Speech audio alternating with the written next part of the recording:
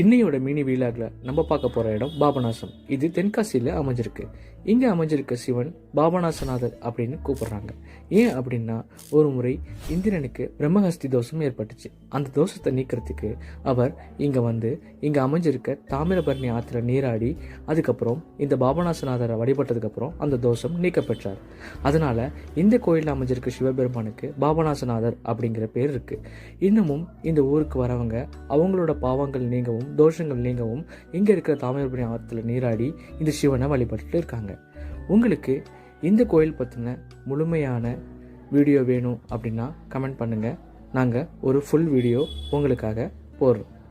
ஓம் நம சிவாய.